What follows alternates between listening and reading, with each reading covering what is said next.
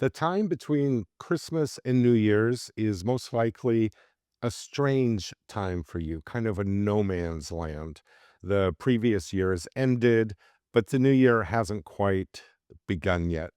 Now, I used to work for an organization that every year between Christmas and New Year's would hold a gathering.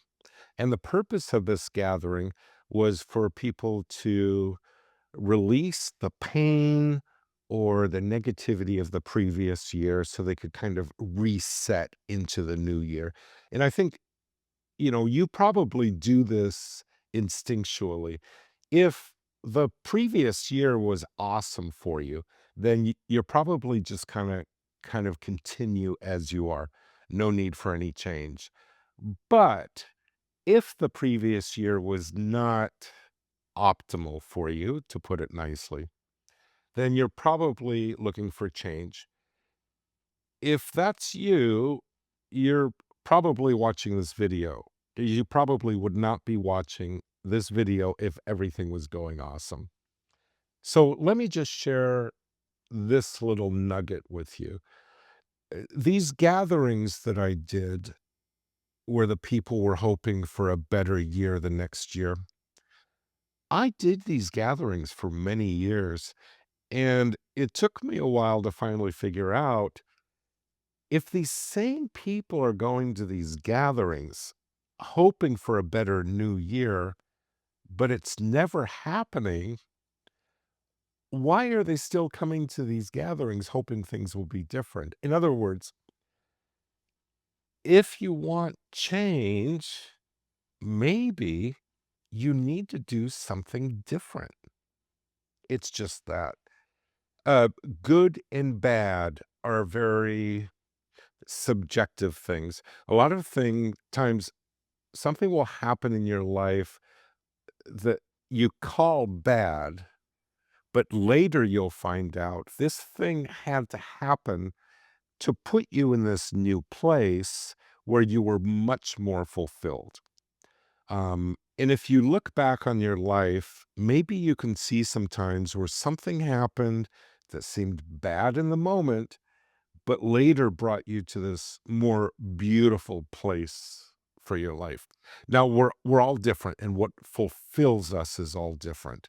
So that journey is different for you than it would be for me, but the thought behind it is the same.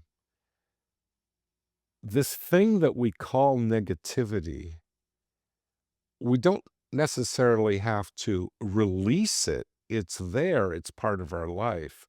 But maybe look at it from a different perspective.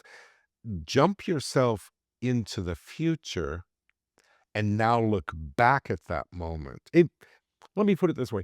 If you knew everything was going to be all right and you put yourself in the future where everything is all right, now look back at now or when a negativity or a pain or a grief or a trauma was in your life. And maybe you can look back and see that it was that very thing that had to propel you to the better place. Or another way to look at it, you've heard the term, if life gives you lemons, make lemonade. It's not necessarily what happens to you, but how you respond to it. We all know this. But when we're particularly vulnerable at this time between the holidays and the new year, we all can't help but look at that new thing that will be such a better spot for our life. Maybe the answer is simply don't do what you've done before. Now, of course, the hard part is to identify what that is.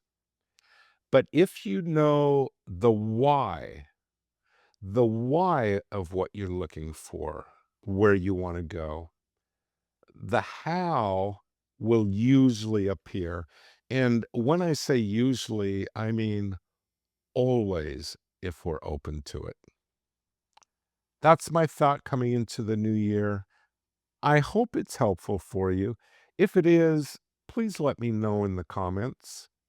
And if it's not, let me know in the comments too.